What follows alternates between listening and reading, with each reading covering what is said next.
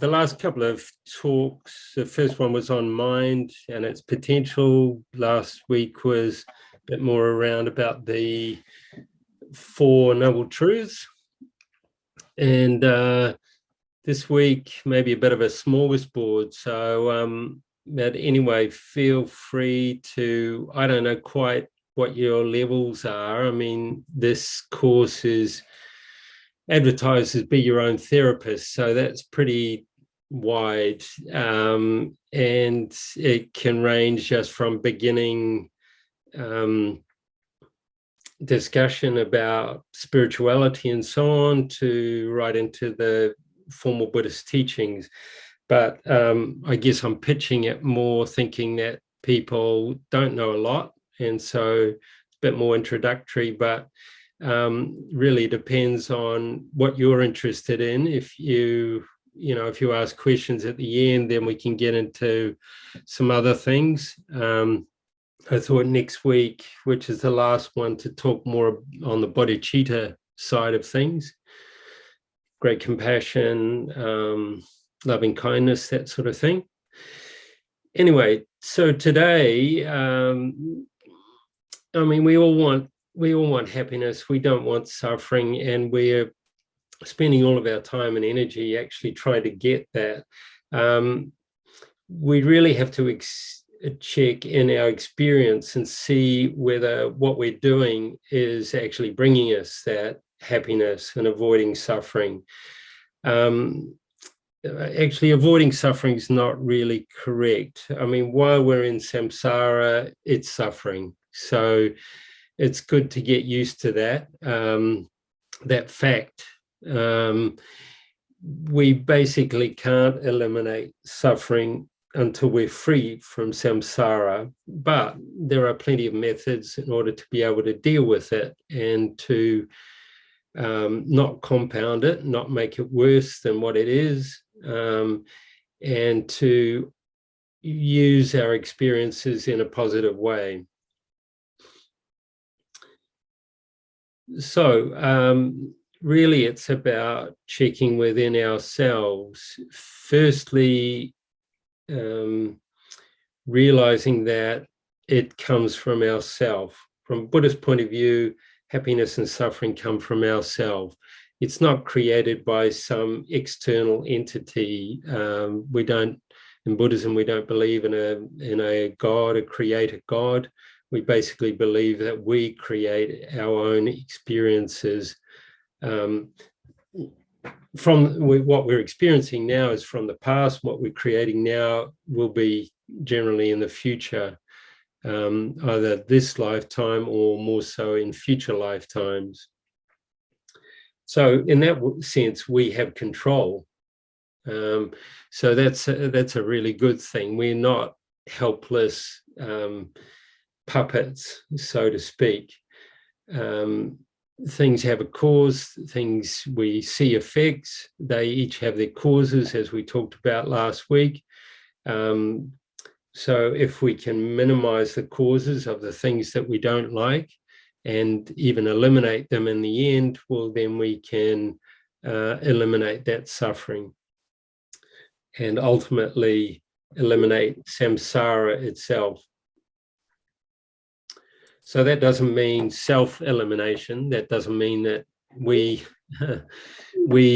become eliminated, but it's eliminating the suffering, and that'll be really nice. And then there would be a kind of a happy ever after, at least for us, and we'd have all our energy to work for the happiness of others, which would be really great. So one of the things I haven't really talked about much, but it leads on from the qualities of mind, is that the mind is beginningless. So our mind is beginningless. Our stream of consciousness has no beginning and it has no end.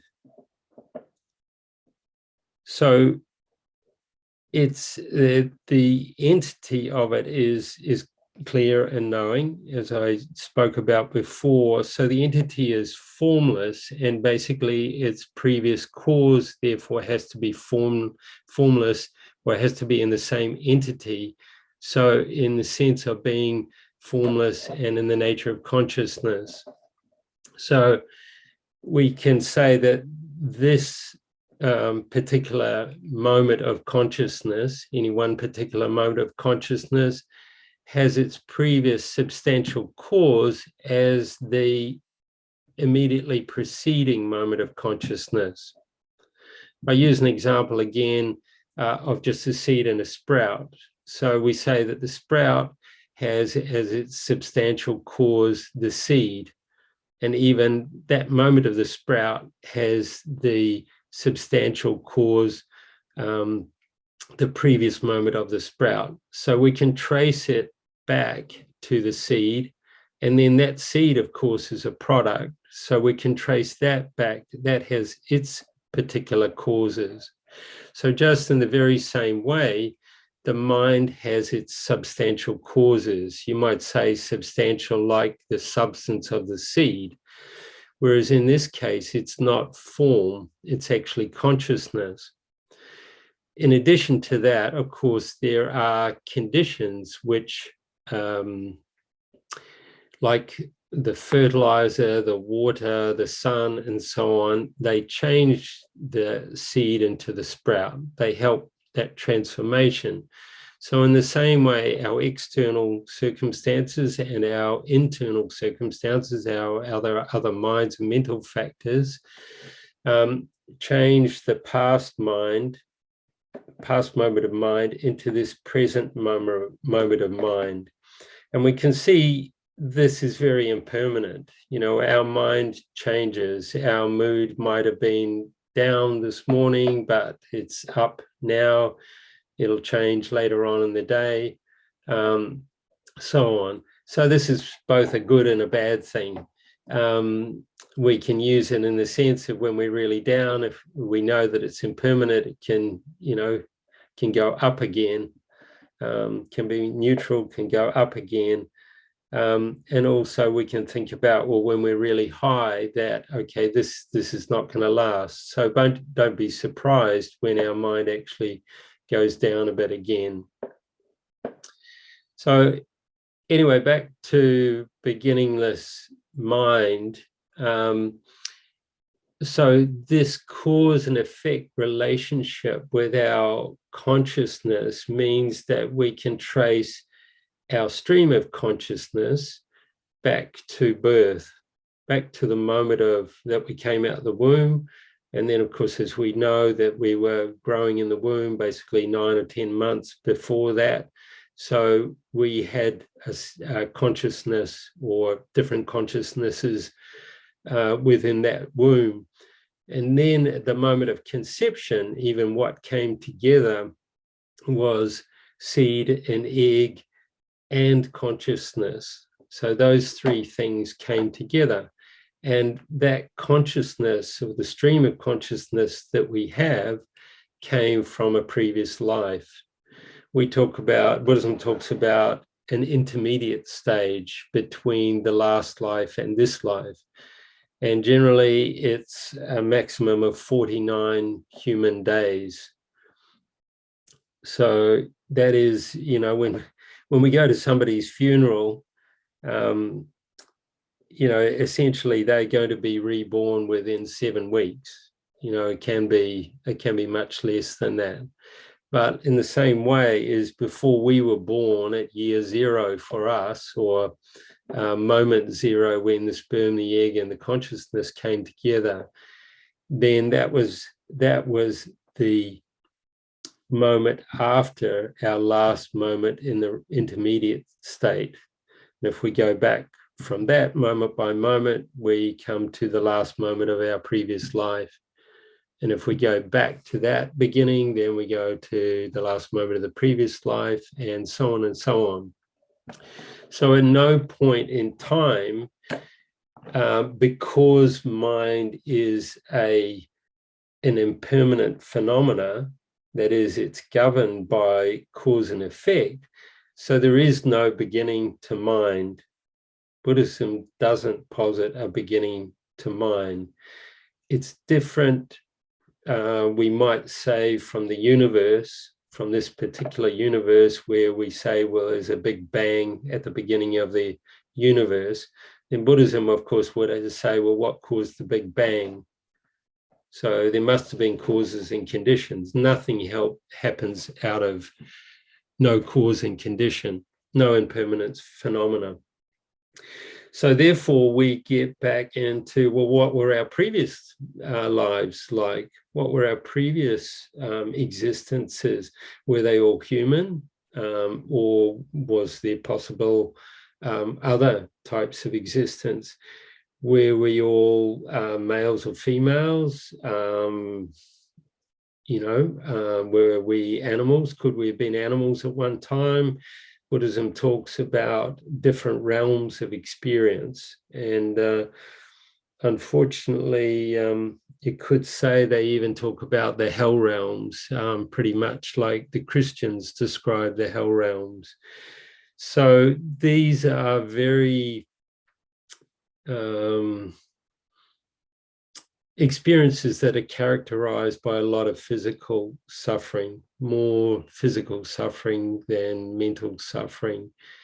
They also talk about what's termed hungry ghost realms, which are basically characterized by a lot of neediness, sort of poverty, very difficult desert-like physical conditions. Well, most of us can't see those realms, so it can be a little bit hard to get our head around them in the beginning. But what we can see is the animal realm. We can see fish and animals on the earth and birds and so on like that. So they have a stream of consciousness just like us, and they have potential just like us. At the moment, though, their bodies and their minds restrict them very much so. So they aren't, for instance, able to listen to Buddhist teachings. They aren't able to be so self-aware as we are. They're very limited in the way that they can develop. So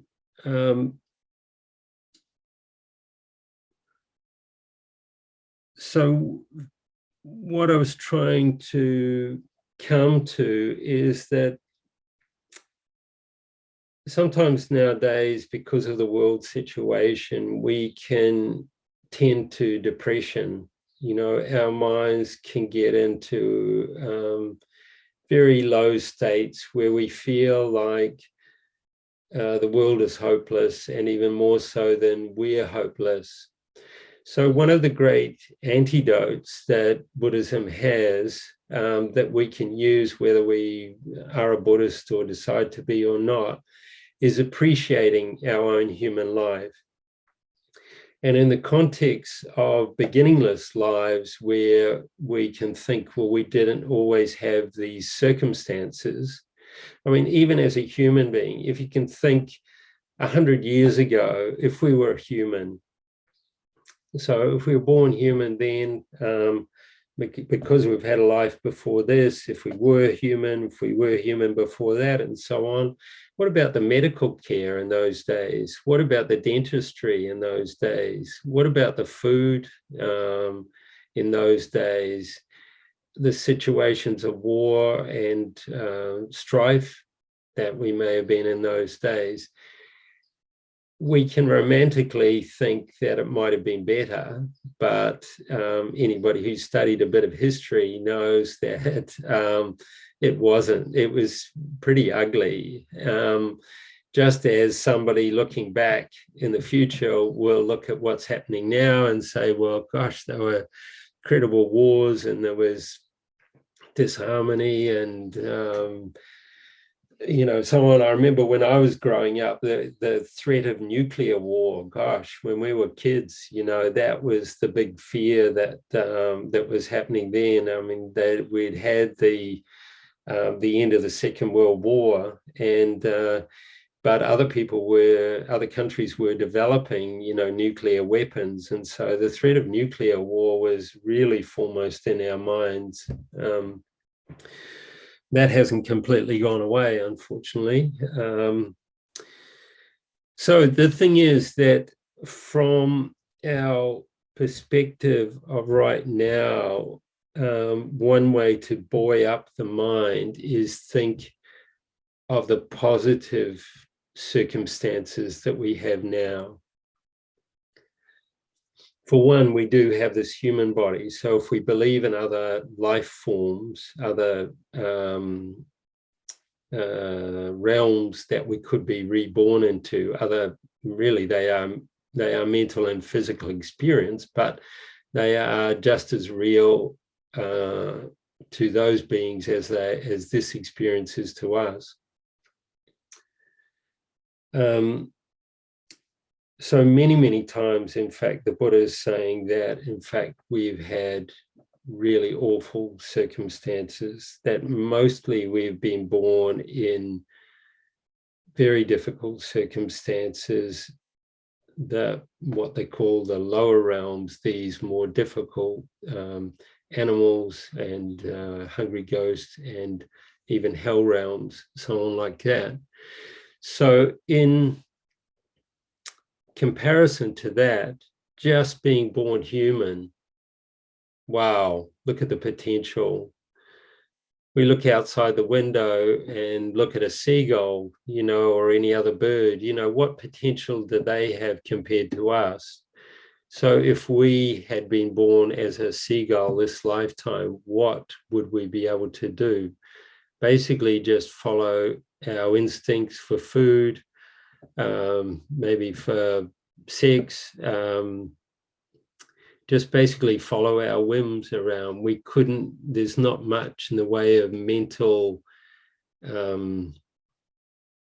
thought, development of thought for animals. So very ignorant, very undeveloped in that way.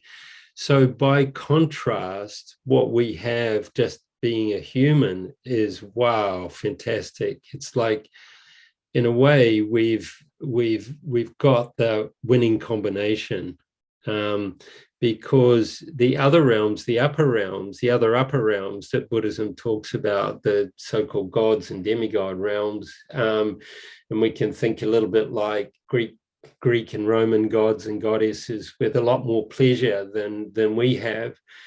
But because they're impermanent, because they're caused, they have their own causes, then they don't last forever. So even though there may be a lot of pleasure in those realms, they have, some of them have more mental suffering, particularly at the time of death. They can have incredible mental suffering. And even at the time of death, they can have clairvoyance where they see their future life and see that it won't be as good as what they have at that time. So that causes them an incredible amount of mental suffering. Some of them are very jealous. So it's not that there is no war. So they're either jealous and they're fighting others to try and get what they have, or others are jealous of them. They have more than the others, and then so others are taking it off them. So either way, it's a challenge. So here we are somehow as humans, almost in a kind of a sweet spot in between. We have an amount of suffering that we can see, so that pushes us, I guess, to look at the causes of that and see whether we can get ourselves out of that. And we're not generally so overwhelmed by pleasure that we're completely attached or gone by it. I mean, again, we can see in the human realm, we can see reflections of these other things that I'm talking about.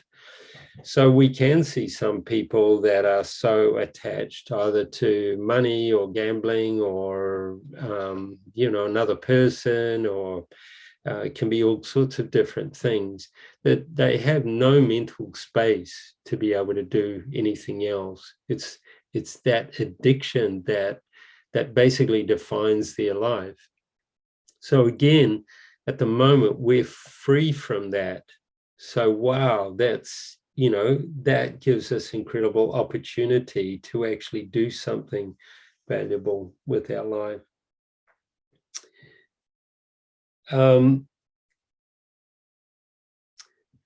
So if we just use our human life just to gain pleasure, in a sense, just be hedonistic and always be looking for the best food, the best clothing, the best shelter, and try and just really have a happy life in that way, and not be concerned for the future, for our next existences, then we're really actually not so much different from that seagull we're thinking about, who just basically goes around looking for food and pleasure and minimizing the hassle that they have in their life. So that means that, in a sense, our special qualities of being a human being, particularly our brain, are not really being utilized. From a Buddhist point of view, if we just look at pleasure and avoiding pain in this lifetime, it's not even counted as spiritual practice. And in fact, generally, there's not even good karma that's created from that. The qualifier there is that, of course, that there are a lot of people doing a lot of good things for other people in this world. So the real difference is that they're doing it for others. And naturally, because they're doing it for others, there is some short-term benefit for themselves, and even better, long-term benefit for themselves. It shouldn't be done with that motivation, but that's a natural byproduct of helping others. So those people, whether we call them Christian or Buddhist or spiritual, non-spiritual, they're actually creating good karma that will result in happiness in the future. Somebody, for instance, who out of a good motivation gives a homeless person a cup of coffee or some food, thinking that this person is needy and that they would perhaps appreciate that or could use that, and that they can't afford that. So if out of a good motivation, then they're creating good karma and so on. So as I mentioned about the God realms, in exactly the same way, our human life is not going to last. And we all know this. We don't know of anybody who's lived forever. We have some old stories of, I think there's some biblical or pre-biblical stories of people living for hundreds of years. And even in Buddhism, there are stories of some people living for many hundred of years. When I was doing a little bit of history research in English in England, I came across a man who supposedly lived for 156 or 159 years. And but that's the longest, and I guess I believe it. It did have some other facts and so on to back up that claim, and it was I think he probably died in the 1600s, I think. Anyway, generally people only live to 100 years, really max, and so as we get older and grayer or balder, like myself, then we see that approaching. So what about the future? So just like this lifetime, we're experiencing the results of previous karma that we have created, previous good karma, right? Because it has to be good karma to have a human rebirth. Basically, a human rebirth comes through practicing ethics, so having, good morality. And we can talk a little bit more about that, and also through generosity. And then sometimes is mentioned a third qualification about making prayers to achieve a human birth again. But essentially having good ethics and practicing generosity, that's the cause for a human rebirth. So then you could say that those births in the lower realms then are through not practicing morality. Some of those in the lower realms are very wealthy, and so they've created or practiced generosity, but have been a bit short on the ethics side of things.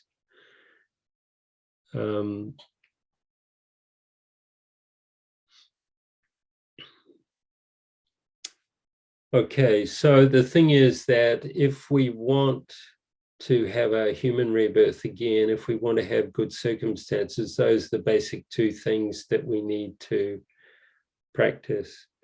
And much like the 10 commandments, Buddhism talks about the 10 non-virtues and the opposite of them, the 10 virtues.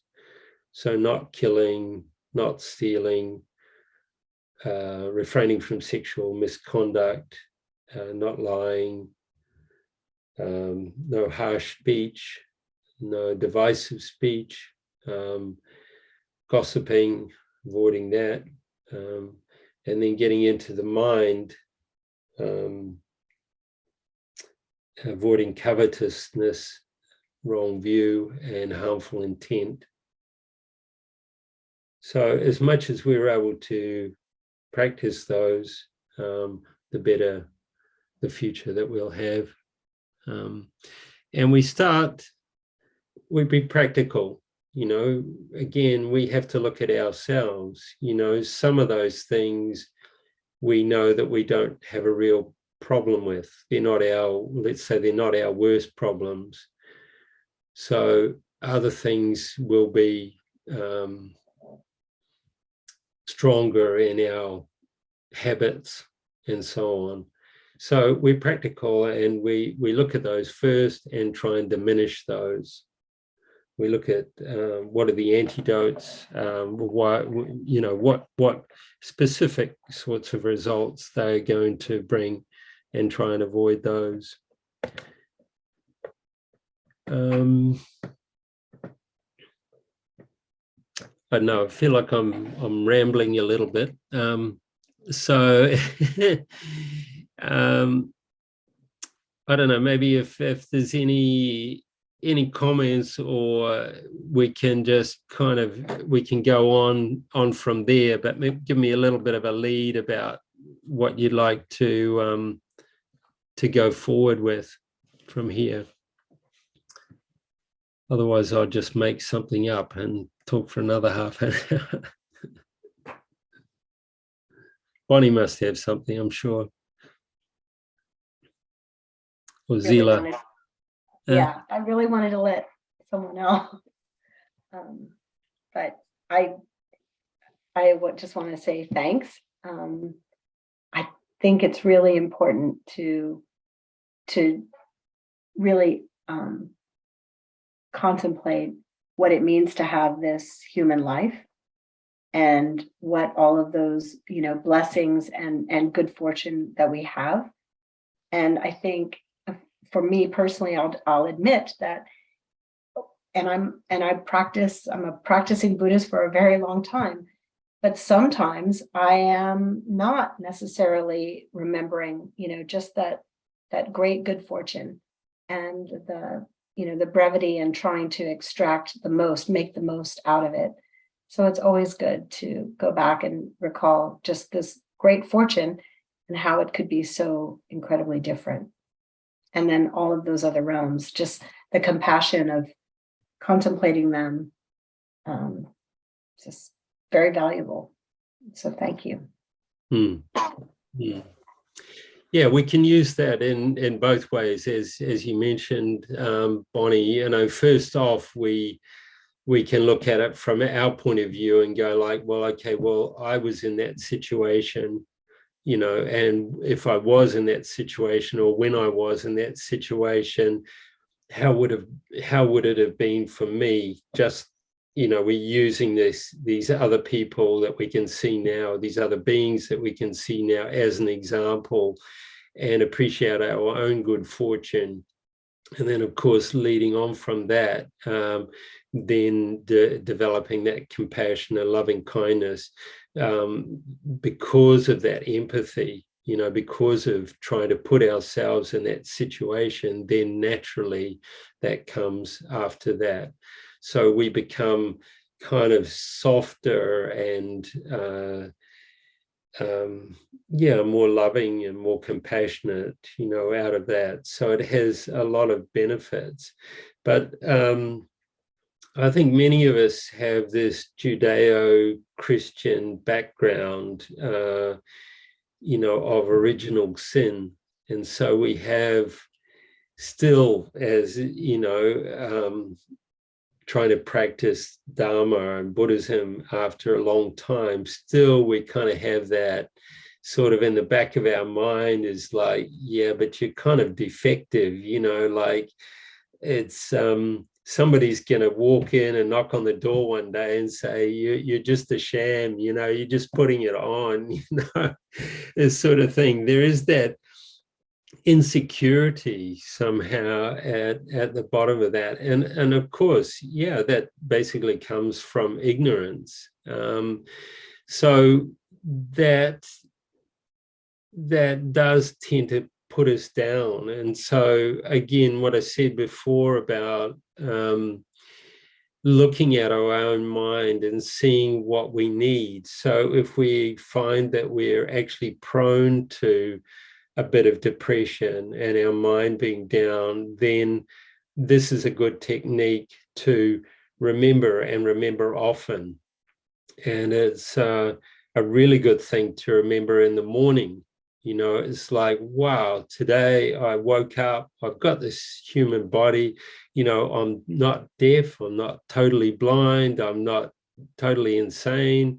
You know, I have incredible circumstances. Actually, you know, we're among the wealthiest in the world, you know, even though we may not, if we compare with others, which we're always have this tendency to do, we probably feel like, you know, we're at least average or below average, you know, in terms of wealth, you know, if we look around in the West, for instance, and that we're not particularly wealthy. But then, you know, just doing the numbers in the world, and there's so much information on the internet now of that, we can see that we're probably within the top 3% in terms of wealth in the world, you know. So that means there's 97%, you know, another 97% of the humans have less physical wealth than us, you know, and that's just physical wealth. You know, and then, as I say, in terms of having non-defective senses and so on, I mean, apart from that, even though things may seem quite degenerate now, we have teachings like the teachings of the Buddha, you know, who, you know, so these methods are still here, and that we can hear and practice today, and we can meet beings like His Holiness the Dalai Lama and, you know, Wright Rinpoche and other lamas that, you know, some of us are fortunate to have local geshes in our centers, and there's Rinpoches travel around the world and teach and so on. And so by observing them, we can see that, wow, they actually have something that we would like to emulate. And they're saying, generally they won't say it. They won't say it overtly. If they do, it's a problem. But in a sense, is they got to that state through practicing. So they say that, even Lord Buddha was not always Buddha. The historical story is that he attained enlightenment 2,500 years ago.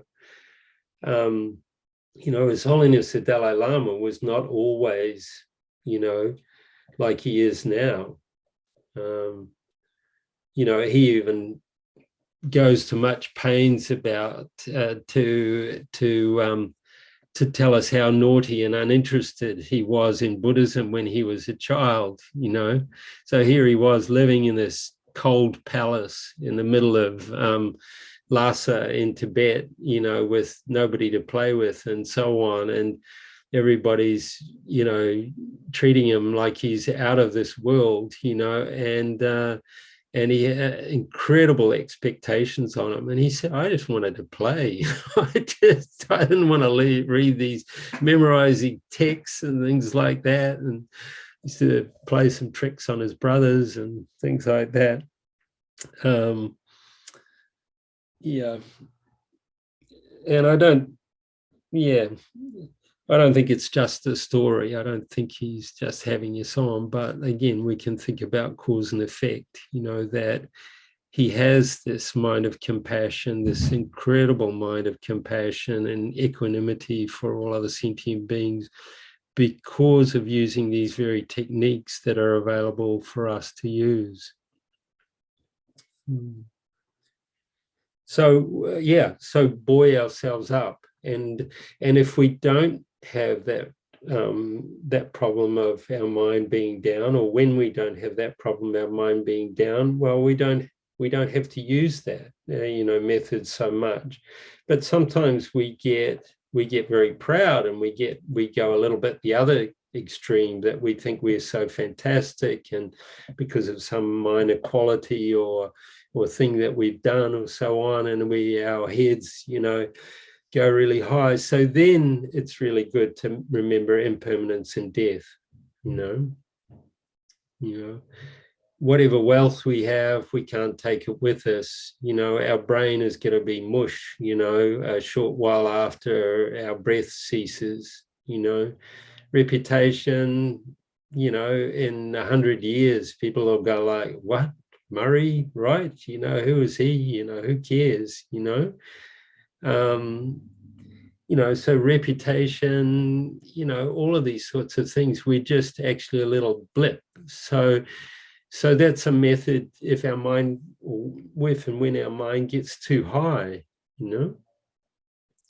So there's many of these relative methods, you might say, for working with our own mind, keeping it on an even keel.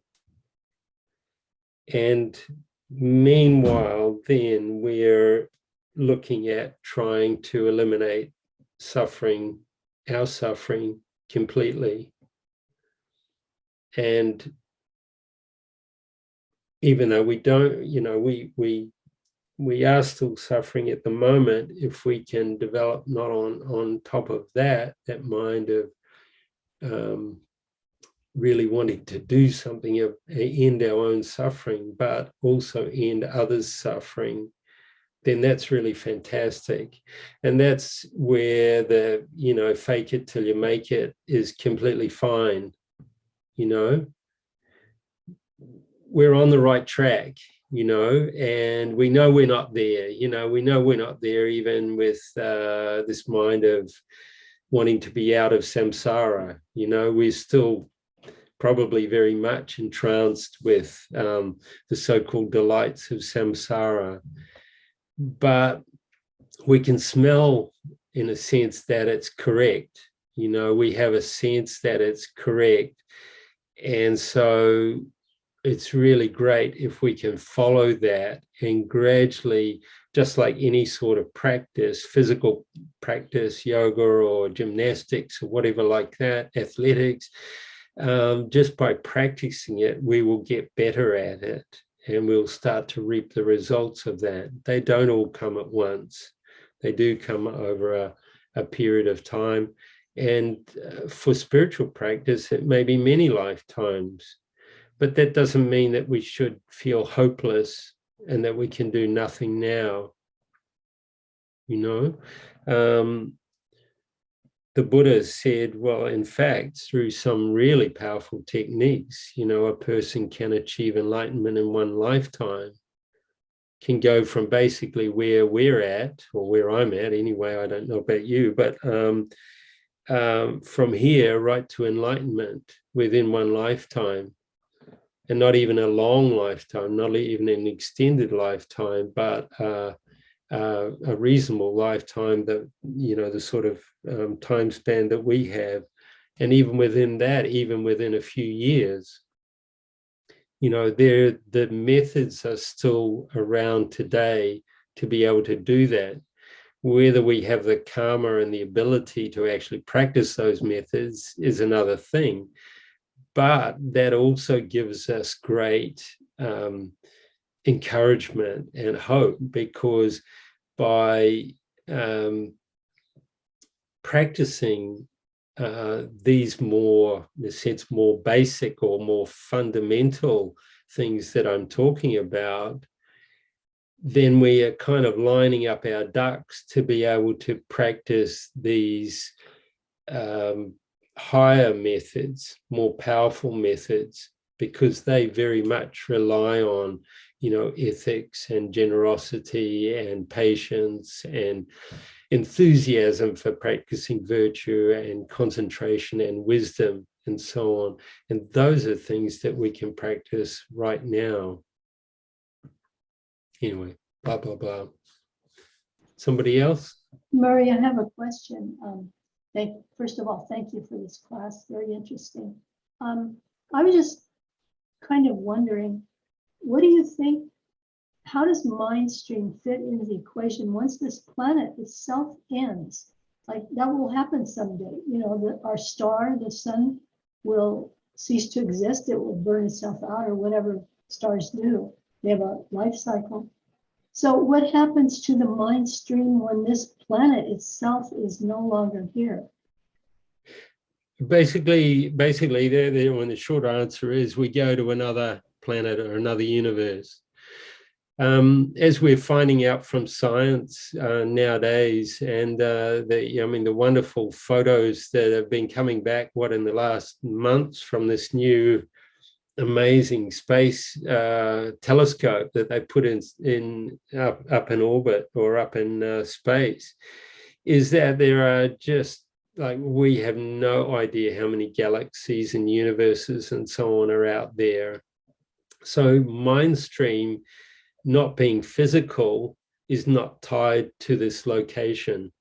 It's not tied to Earth like that. So at the time of death, essentially, because we have a very, very subtle body, put it this way, it's not that we don't have a body, but it's almost like we don't have a body. And that mind stream of the being in the intermediate state can pass through walls and ground and sky and so on.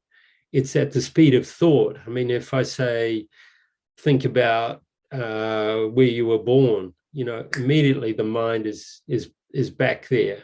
You know, there's no obstacle. So the mind being conscious, just being consciousness, is not limited by matter. So that means that the mind stream, the awareness, can go, you might say, to another place. And that's what happens. Buddhism talks about the evolution and the involution of the universe. So very briefly, I think they talk about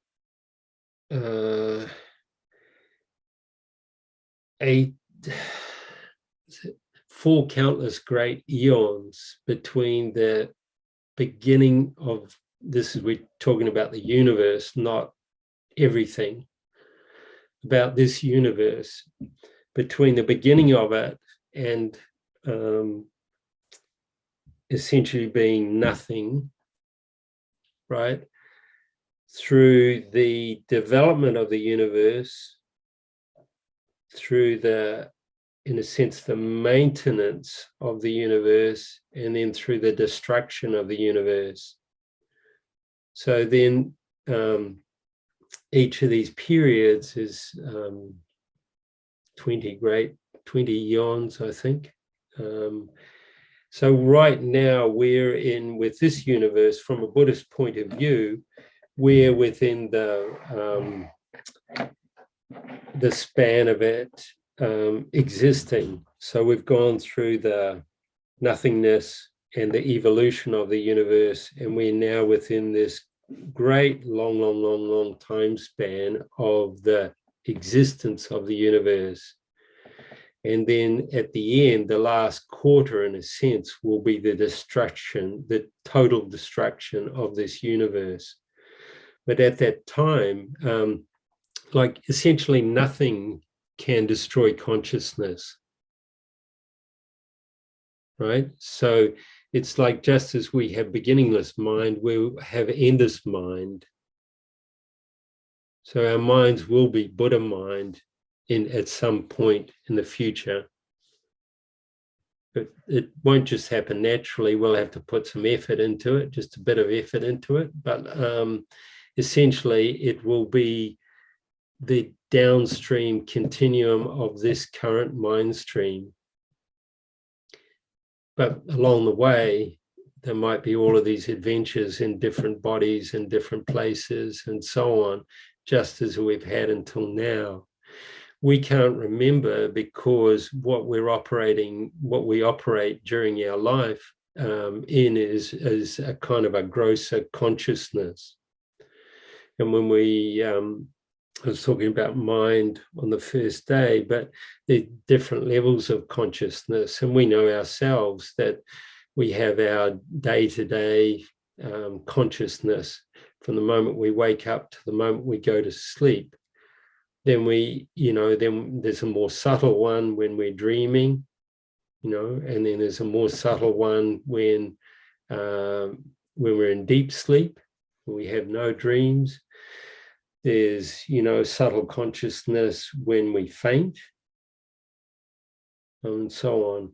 And then the most subtle time of consciousness is when this consciousness leaves the body.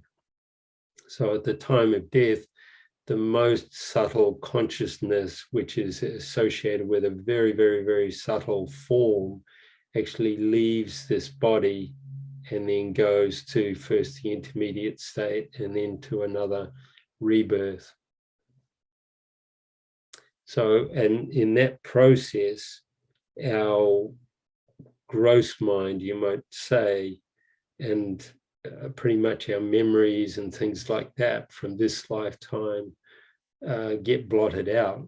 It's I guess it's such an experience of transition, that generally we don't remember it. But of course, we have stories of people who do remember it, not even just, high lamas and so on, who remember past lives, but, there's ordinary people, there's many, many stories of them remembering a former life. Does that answer the question? It helps, thank you. Yeah, it's just all very speculative to me. Yeah, you're right. You're right. It's, it's speculative to me too, it makes logical sense, though, I think, if we look at the logic of it, and this logic of, just as I said, on the level of anything to do with form has to have a substantial cause. That is the thing that changes into it. Like clay changes into a into a ceramic pot, or timber and glass and aluminum and so on change into a building, under the appropriate conditions.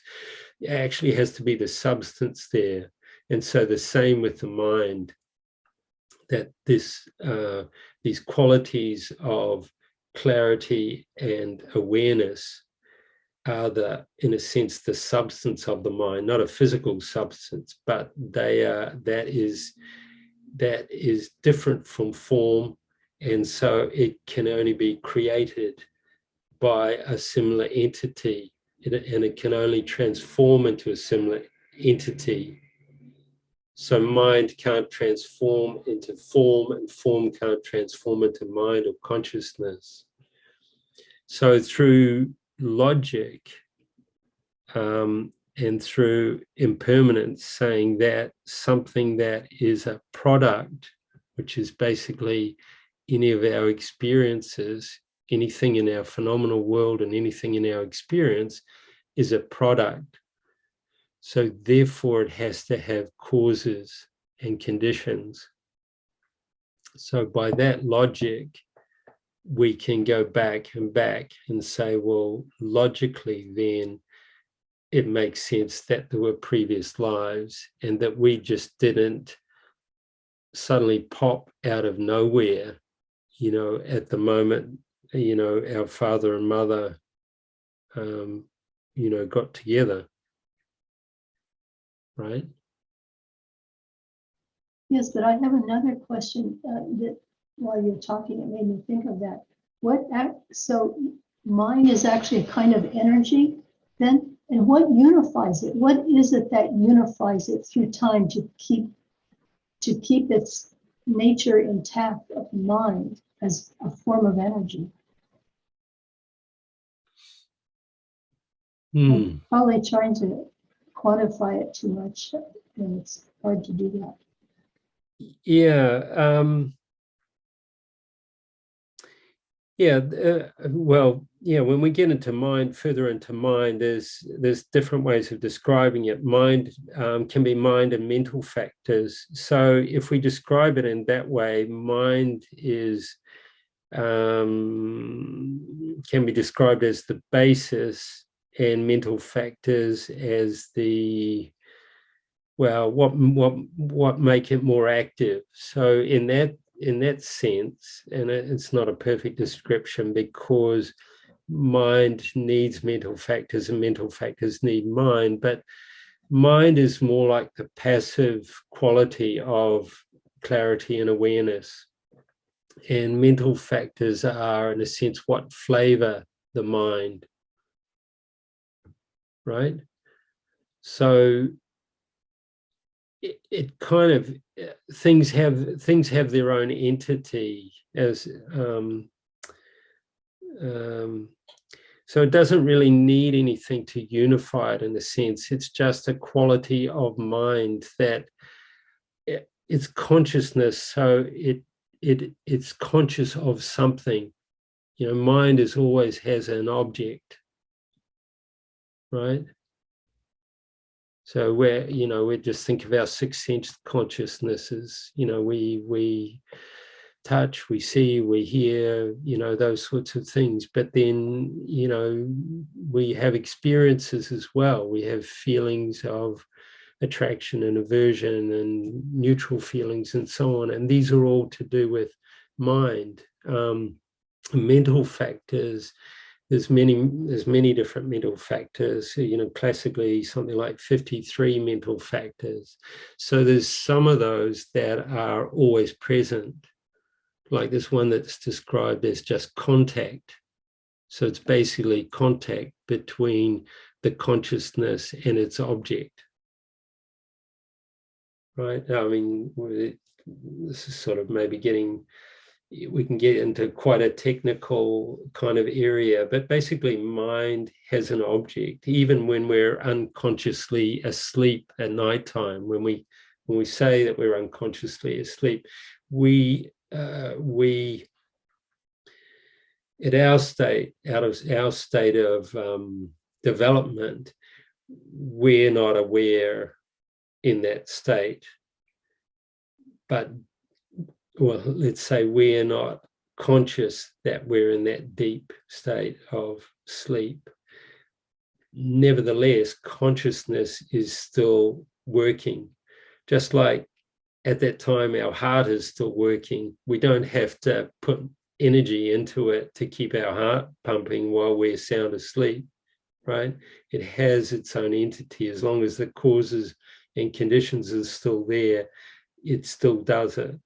Or on a very, very subtle level, our consciousness is still there and it's still going. And that consciousness is not as subtle as the consciousness at the time of death.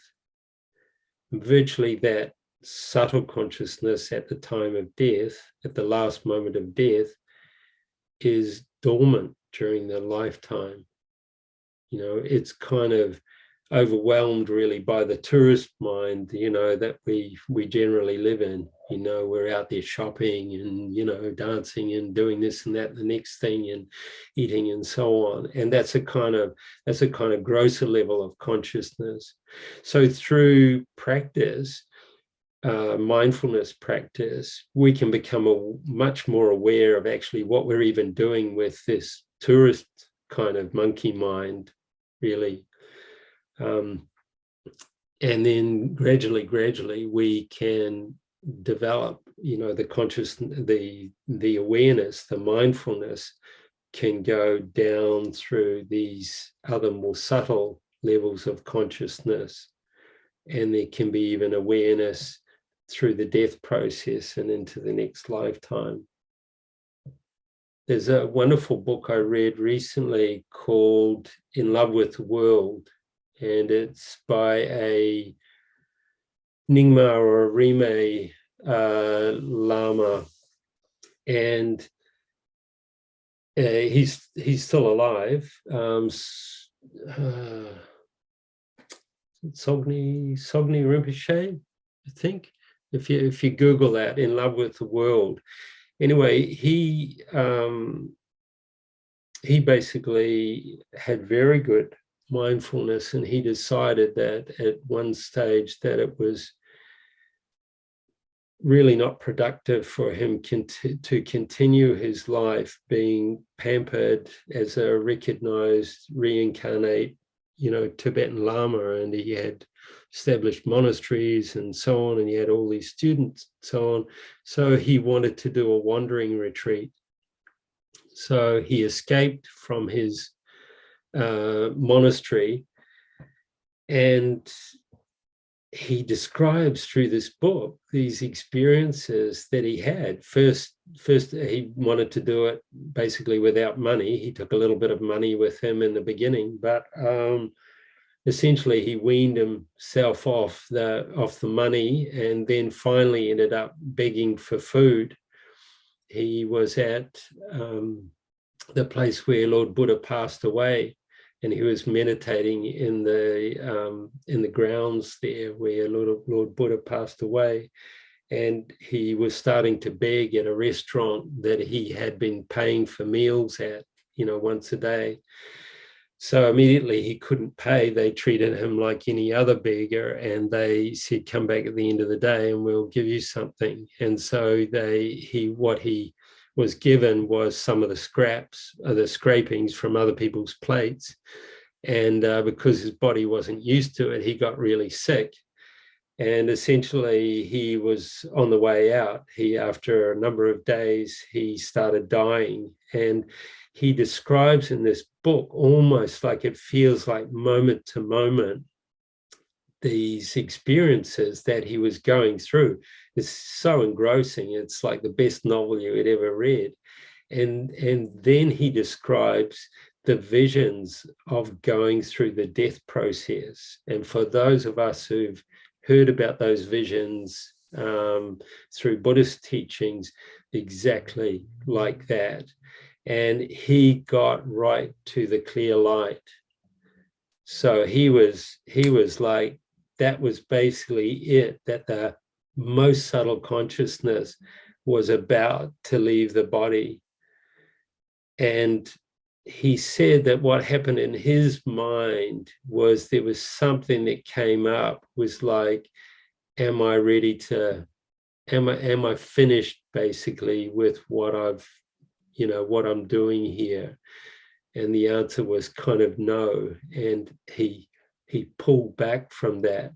So physically what happened was that a man he'd met, who'd essentially he'd given a teaching to in the cemetery a few days or a week or so before, and had discovered him, and he'd recognized him, and he saw that this poor man was basically on his last breath, and had given him some water and then some food and taken him to hospital.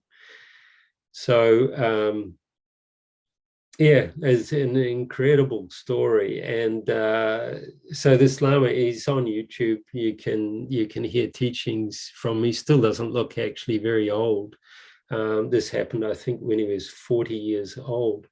But anyway, the mindfulness that he was able to go through this whole process. Okay, and I'm aware that now we're past the hour. So any last quick question or comment or anything? Thank you. Thank you. Thank you for that book notice. I'm going to read that book. Thank you. Okay. Yeah. No, really great. Really great. Anyway, well, thank you so much. I hope there's been something of benefit there. Have a good week. Try and do good things. Try and avoid not good things, both for yourself and for others. And we dedicate any merit that's been from this to the welfare of all sentient beings. And in particular for our attainment of enlightenment, so that we can really benefit other sentient beings. Okay, thank you. Thank you so